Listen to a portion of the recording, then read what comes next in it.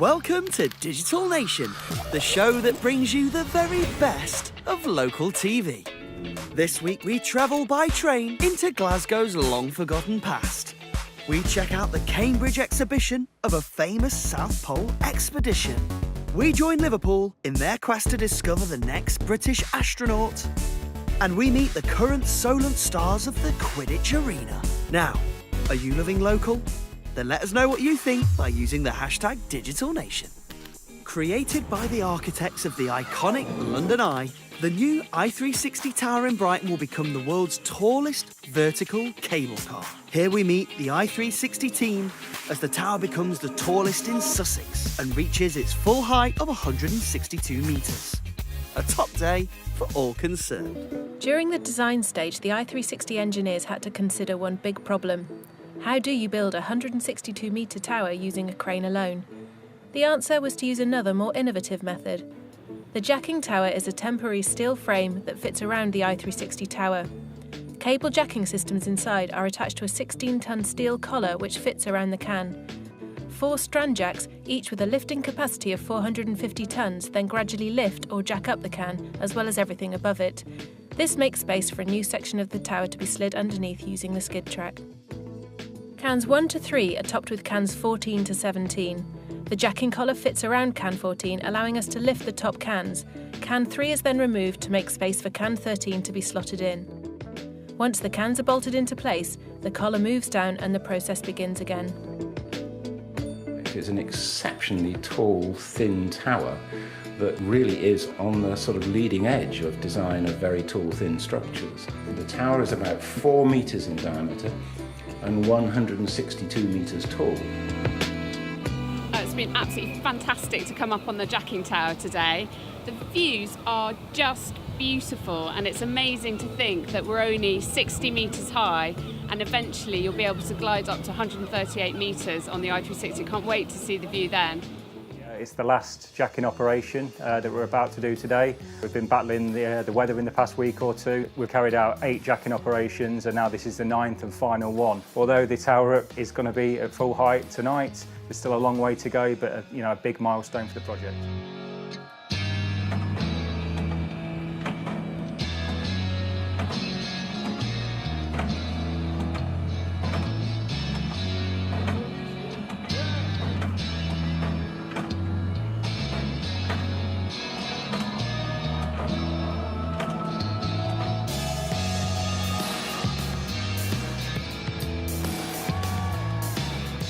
Fantastic. I mean, it's a very proud day, I think, for the entire team today to see, what we've all been working on for, up 10 years now. And it's remarkable, and it's gone up in only 10 weeks. Brighton's an iconic place, and this just adds one more element to Brighton, and it brings us neatly into the 21st century. Next, we travel to Preston to check out the annual Navratri celebrations.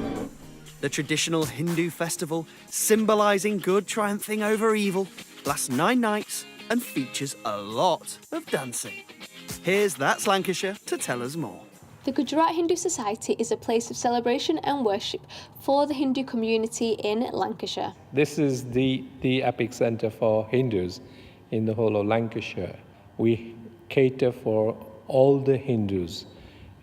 We got goddess Amba, Rama, Krishna, Lord Shiva, Ganesh and Hanuman. Navratri is a very special festival for all Hindus universally. Through this celebration, Goddess Durga will be worshipped in her 9 forms as a sign of appreciation and love. The 8th day is the most important as hundreds of Hindus come to the temple to pray through the art of dancing. It's a religious celebration of dance and music, and especially at Gujarat Hindu Society we have a fantastic turnout of people, and women can portray their aesthetic as well as their religious side. Garba and Ras are the folk dance forms from Gujarat, and they are very popular world over because it's got a pattern and it's got a religious implication to it. This festival will continue throughout the week as men and women dress up in traditional outfits to dance the night away on Gujarati folk music. To Nottingham now to meet Aidan Lovelace, an early engineer who wrote the first computer programme. That was before computers even existed. She also happened to be Lord Byron's daughter, so put away your hedonism textbooks and study the poetry of maths. She's less famous than her Lothario father, whose ancestral home is here in Notts, but it's hoped her legacy will inspire a generation of new female scientists, engineers and mathematicians. Byron won hearts with his poetry. But more than 160 years since she died, his daughter Ada Lovelace is still winning over minds with her maths. She really was massively ahead of her time. So she works together with a person called Charles Babbage to develop the ideas of computers and computer programs 100 years before Alan Turing really kind of brought this into physical reality. She faced an awful lot of pressure from society to get her not to do this thing. This was not something that women did at this point. Lovelace barely knew her famous father. Her parents split when Ada was just 5 weeks old. Historians say her mother encouraged her to study maths to stop her going down the artistic, perhaps more hedonistic route taken by Byron. A national campaign is highlighting Lovelace's work to encourage women to work as scientists, engineers and mathematicians. Ada Lovelace wrote the world's first computer program, and very few people actually know who she even was. So about half of the GCSE physics entrants in the UK are women. However, it drops and drops and drops as you go through from A levels to degree level through to working in the engineering profession. And that's a number that stubbornly hasn't moved very much over the last 10 years. And I want women not to face the same situation I did when I was an undergraduate, where I was very, very much in the minority. Lovelace died when she was just 36, the same age as Byron was when he passed away. Buried in the family vault at St Mary Magdalene Church in Hucknall, she was laid to rest next to her father, closer than they'd been for much of their lives. London Live recently attended a special ceremony at the Museum of the Order of St John. The event was held to honour the lives of organ donors and discover how the relatives feel about living with the impact of their loved ones' life-saving legacies.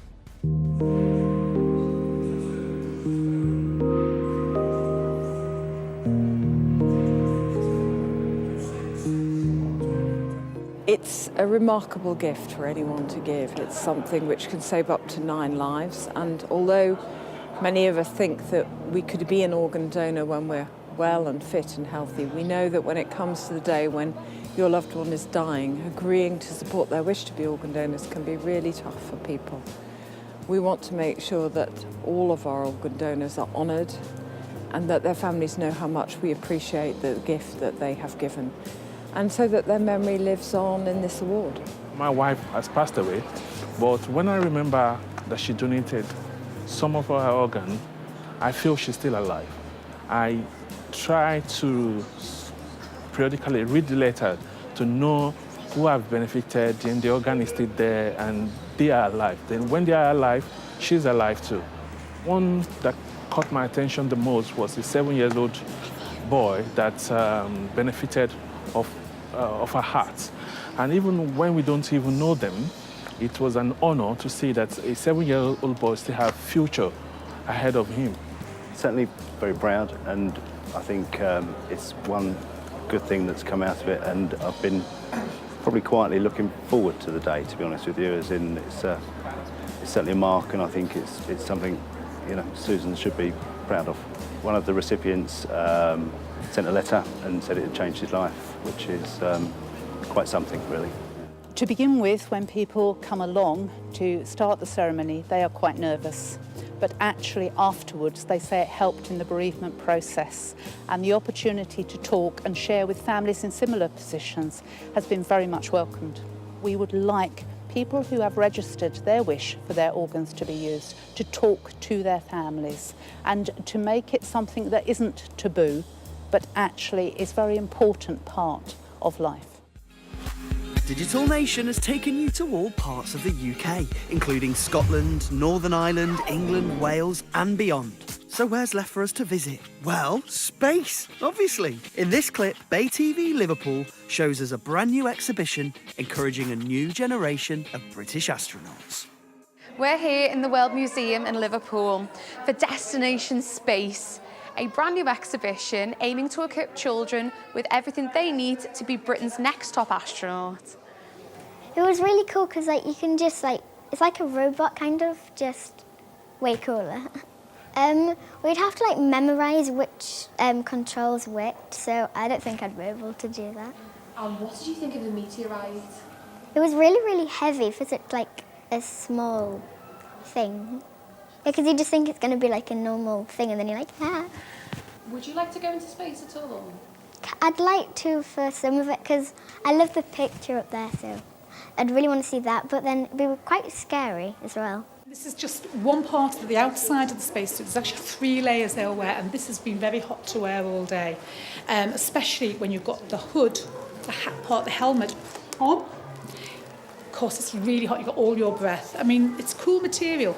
Now, the spacemen, they have to wear it the whole time, just in case there's an emergency. So imagine that 3 hours, maybe 3 days. I can get out, so I can't imagine having to last much longer than 3 hours without being able to escape. This is the badge. This is the Principia badge that was designed by Blue Peter Viewer. It has an Isaac Newton's apple, because it's Principia for Isaac Newton, right? And we have a wonderful ESA, European Space Agency badge. And of course the Union flag, because it's a British astronaut going to space. That's it for part 1. But before we leave you, it's quiz time. Which city's famous cranes are called Samson and Goliath? Is it A, Liverpool? B, Southampton? Or C, Belfast? Join us after the break for the answer.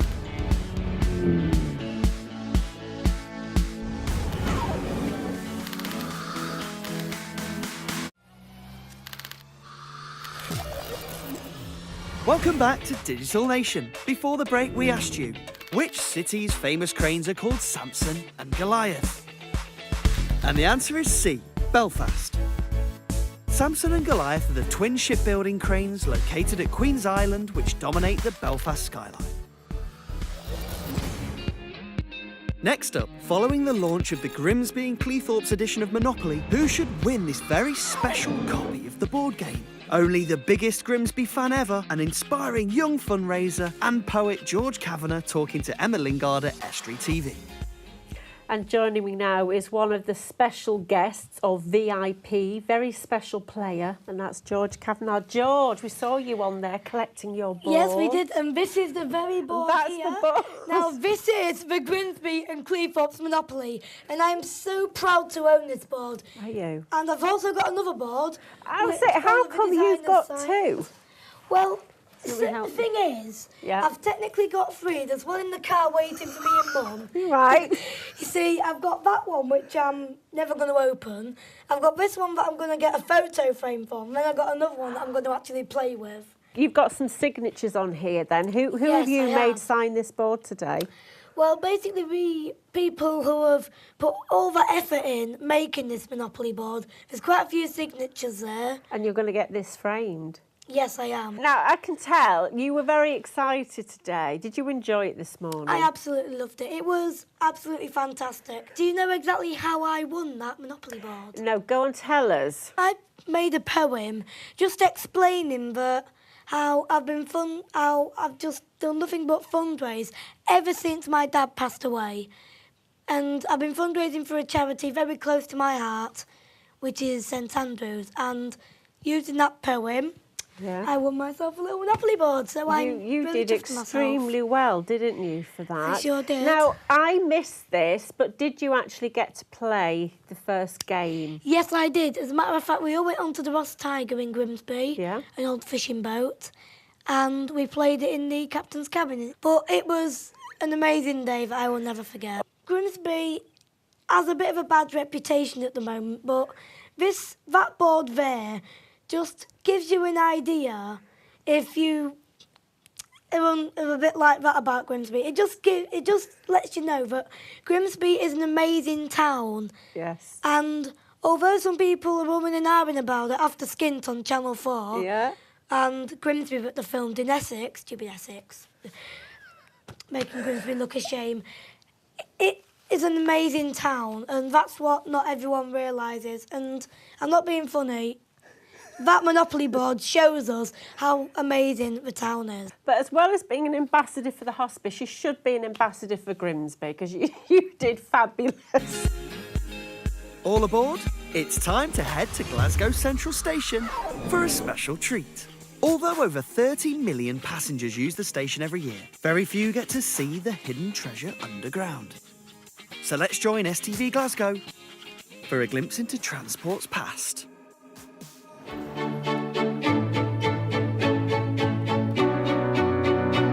Glasgow Central Station is one of the biggest and busiest railway stations in Britain. We have on average well over 1,200 train movements per day coming in and out of Glasgow Central Station. As well as that, we have well over 106,000 passengers per day. That's approximately 34 million people per year. Scotland's population is just over 5,300,000. This illustrates to me how big and how busy Glasgow Central Station really is. Given that Glasgow Central Station is one of the biggest and busiest out with the London stations, well over 1,200 train movements per day coming in and departing from Glasgow Central Station. Think of the constant pounding on the superstructure of these girders here. Of the original skeleton of this station, absolutely nothing has moved, a testament to Victorian engineering.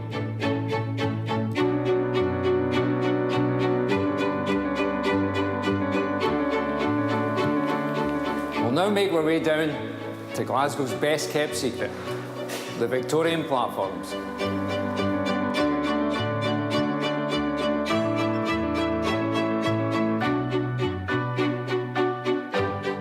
This was closed in 1964 as part of Dr. Beeching's Savage Cuts in Britain's railways.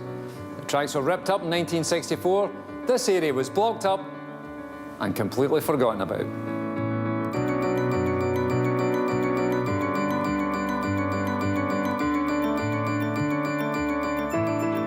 It's incredible for us to imagine that hundreds of people use this platform on a daily basis. And here comes the train now, travelling from Newton through to Balclare.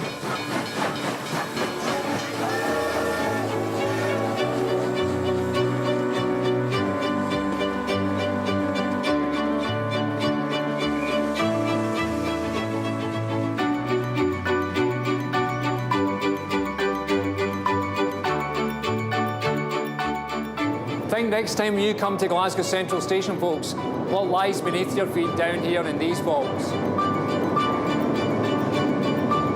Glasgow Central Station, Glasgow's best kept secret.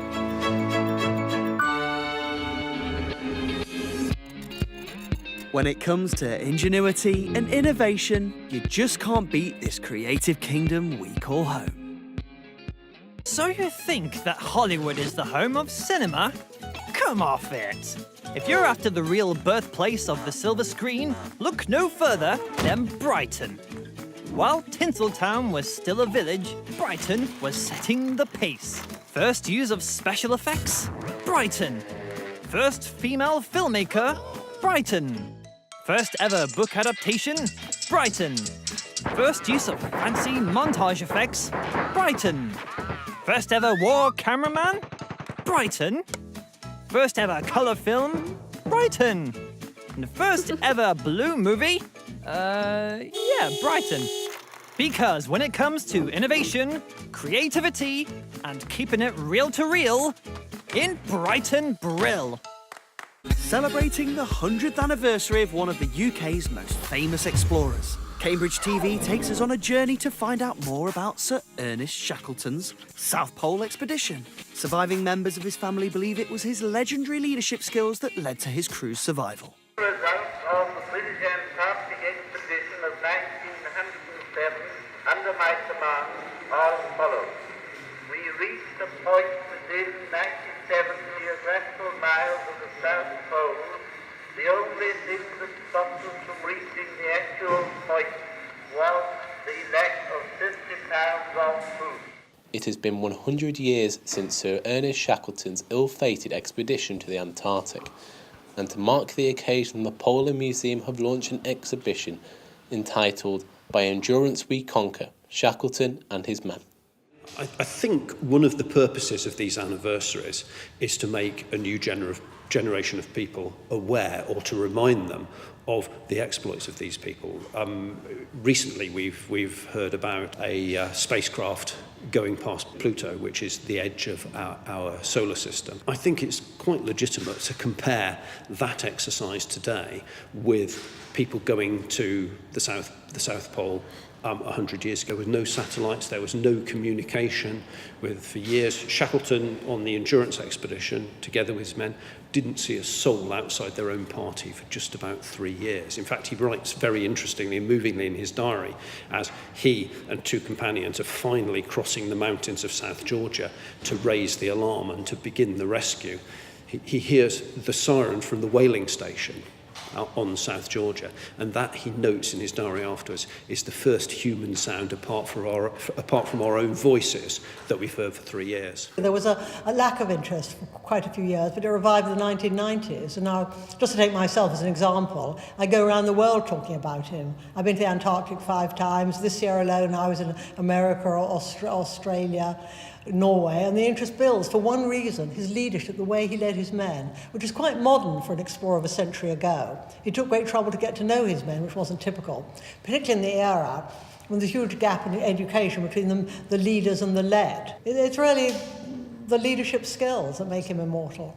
The exhibition is now open and will allow people to come and learn the story of the ship Endurance and Sir Ernest Shackleton, the explorer who never gave up on his men.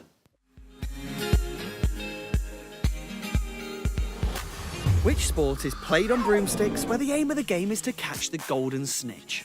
Well, that Solent is about to show us how this strange sport, loved by Harry Potter fans, has become an international phenomenon with its own worldwide leagues.